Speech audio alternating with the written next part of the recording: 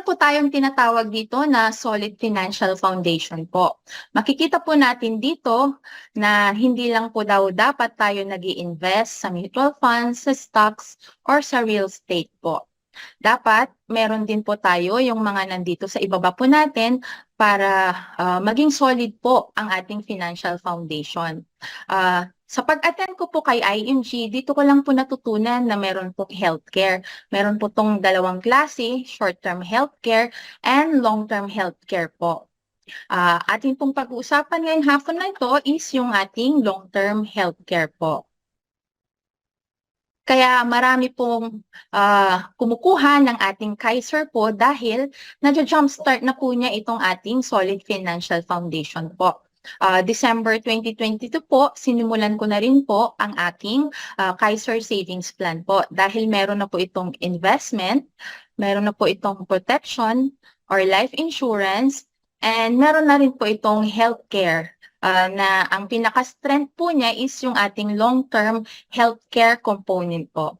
Then, yung napag-usapan po natin kanina, yung healthcare, yung life insurance, and then yung investment po, ang lahat po niyan ay nakay Kaiser na po lahat. Kaya tinatawag po natin na 3-in-1 investment po si Kaiser. Dahil tatlo po sa ating Solid Financial Foundation is nasagot na po ni Kaiser.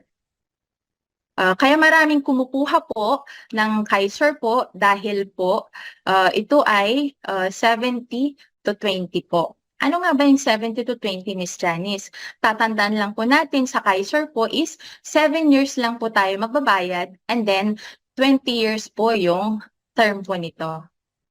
Case 60 po means 60,000, mai-enjoy po natin or guaranteed po na makaka-fall po tayo ng 60,000 pesos na long-term care benefit po natin during the 20 years po.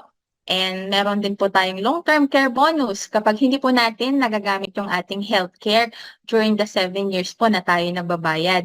May ibabalik po return of premium up to 85% po na 210,000 pesos po. Dito naman po, yearly on the 8 to 28th year po kapag hindi po natin nagagamit yung health benefits po natin is may projected value po na ibabalik po sa atin ng mga plan owner po around 161,000 pesos 850 po. Then, meron din pong health bonus. Ito po is based sa market po or tinatawag po nating dividendo. Meron pong projected po value na makukuha po natin na 267,851 pesos po. So, ang summary of benefits at maturity or on the 28th year po ng K60 plan po, ang long-term care benefit po, guaranteed na makukuha po natin yan, nagkasakit man tayo o hindi, ay 60,000 pesos. Long-term care bonus po na 210,000. Then merong health benefits din po na makukuha natin 161,850 pesos po. Then merong health bonus na 267,851. So ang total na ma-enjoy po natin is 699,701 pesos po kay K60 plan po. So ang contract price lang po na atin pong in-invest, 35,293 times 7 years po, a total of 247,000 pesos 50 po kapag tayo po is nag-annual payment po.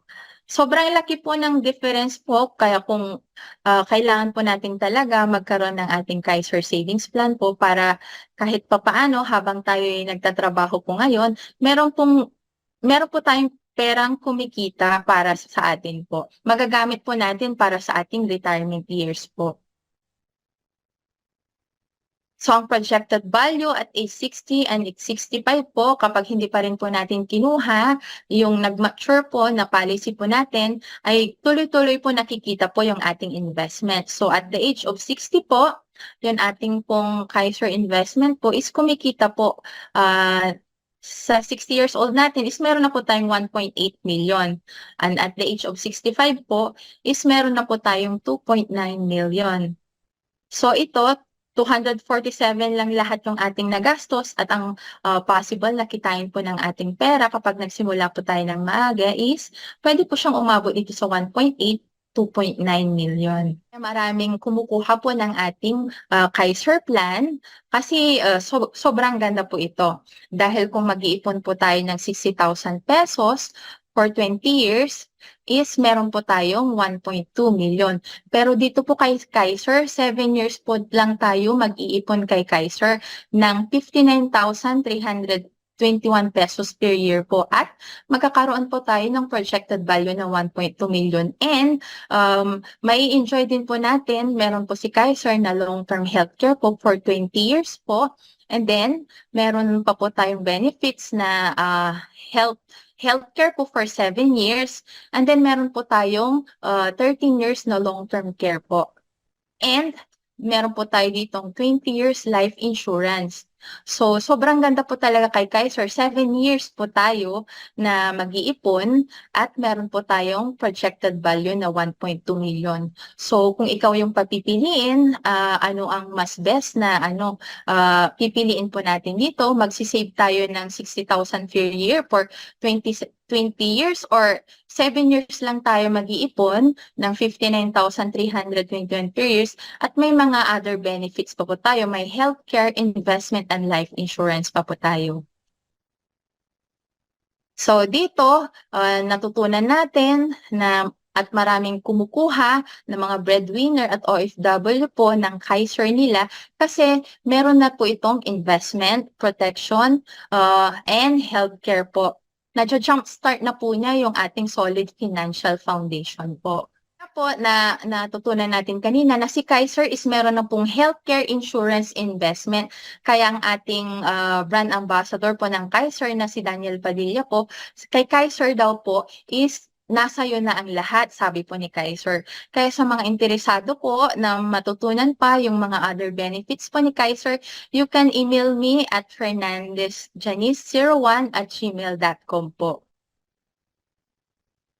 So according to Jack Ma, buying insurance cannot change your life, but it prevents your lifestyle from being changed. An illness can wipe up an interfamily savings that they have saved for decades by the medical bills. You will not turn bankrupt because buying insurance, but you will cause your loved ones to turn bankrupt if you don't.